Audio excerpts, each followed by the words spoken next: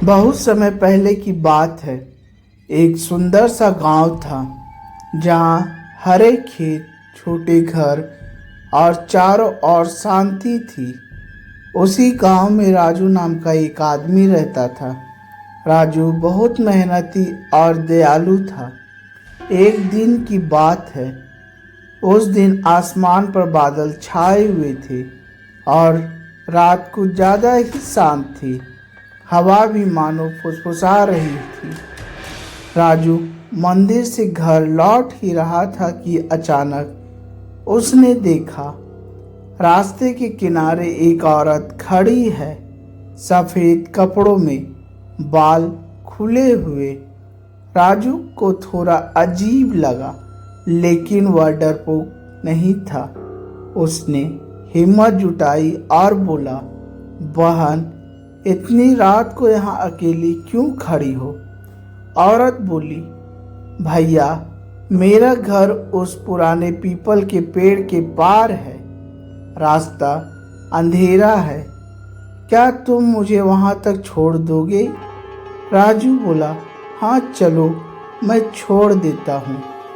दोनों साथ साथ चलने लगे। राजू ने धीरे से पीछे मुड़कर देखा, कोई नहीं। फिर राजू जब आगे मुड़ा तब वह औरत हवा में उड़ने लगी। उसकी आंखें लाल चमकने लगी। वो बोली, मैं इस जंगल की चुड़ैल हूँ। यहाँ रात में जो भी अकेले गुजरता है, मैं उसे डराती हूँ। राजू कांपते हुए बोला, मुझे डर क्यों नहीं लग रहा? मैं तो कोई बुरा काम नहीं किया। चुड़ैल कुछ पल चुप रही, फिर मुस्कुराई।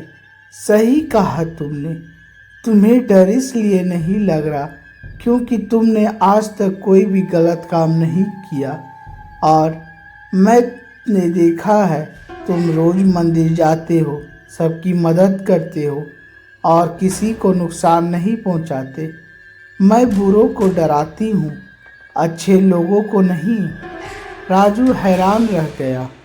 चुड़ैल ने कहा, गांव के बच्चे रात में यहाँ खेलने आ जाते हैं। यह जगह खतरनाक है।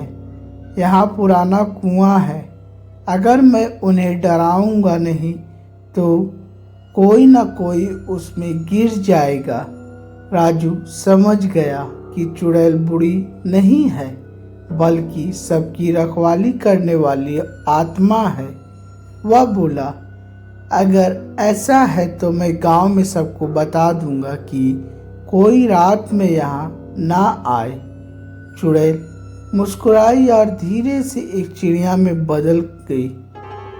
उसने कहा, धन्यवाद राजू, अब मैं गांव की रक्षा ऊपर आसमान से करूंगी।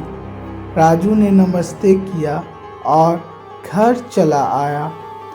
उस दिन के बाद गांव में कभी किसी बच्चे को रात में डर नहीं लगा, क्योंकि सब जानते थे कि वह बुरी नहीं, उनकी रखवाली करने वाली चुड़ैल थी। सीख, कभी भी किसी को उसके रूप से मत आंको। अच्छाई और बहादुरी हमेशा जिताती है। रात में बाहर जाने से पहले बड़ों की बात माननी चाहिए। भगवान पर विश्वास रखो, डर खुद ही भाग जाता है।